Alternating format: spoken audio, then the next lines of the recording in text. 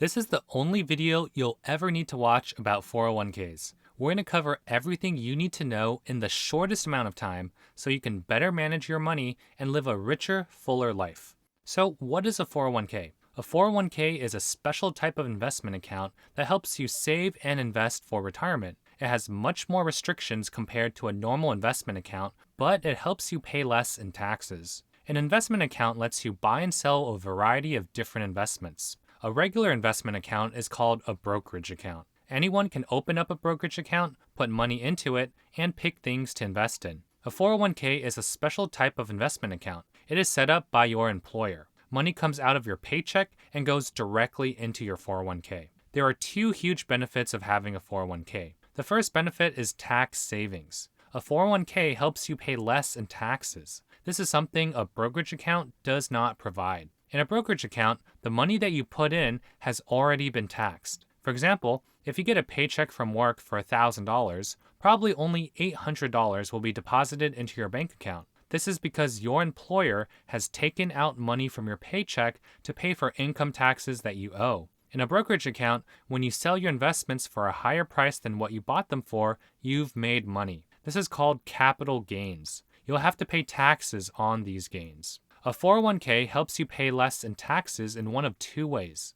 It can decrease the amount of taxes that you pay in each paycheck, or it can help you avoid taxes on capital gains. However, you can only get one of these benefits, not both, so you'll need to pick which tax benefit you want. There are two different types of 401k accounts. Each provides a different tax benefit. If you want tax savings now, then you'll want to put money into something called a traditional 401k. Money that is put into a traditional 401k is not subject to income taxes. So, if you put in $500 into a traditional 401k, that $500 is not subject to income taxes. However, when it comes time to sell your investments, you'll need to pay taxes on the gains that you've made. If you want tax savings in the future, then you'll want to put money into something called a Roth 401k. While you won't pay less in taxes right away, you'll pay less in taxes in the future because you'll pay zero in capital gains. The second benefit of a 401k is the employer match. Some employers will match a portion of the money that you put into a 401k. For example,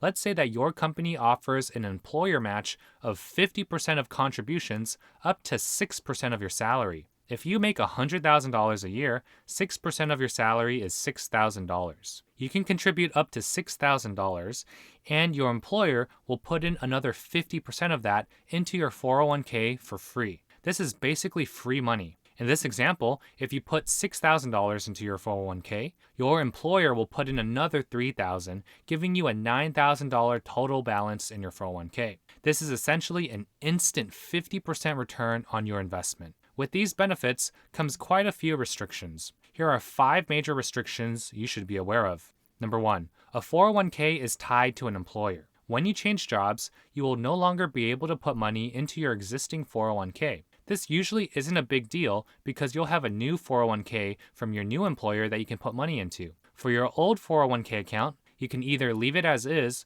or move the investments into another retirement account. Number 2, annual contribution limit. There is a limit to how much money you can put into a 401k. For 2025, if you're under the age of 50, you can put in a maximum of $23,500. If you're between the age of 50 and 59, the maximum you can put in is $31,000. And if you're between the age of 60 and 63, the maximum you can put in is $34,750. If you put in more than these limits, you'll have to pay a penalty. Number 3, more limited investment options. Compared to a brokerage account, 401ks generally have fewer investment options to choose from. This usually isn't a big deal because there are still a lot of great investment options to pick. Number 4, withdrawal penalties. This is probably the biggest restriction. If you withdraw money before age 59 and a half, you'll have to pay a 10% penalty and also pay taxes on the withdrawal. However, there are exceptions to this. If you have financial hardships such as medical expenses,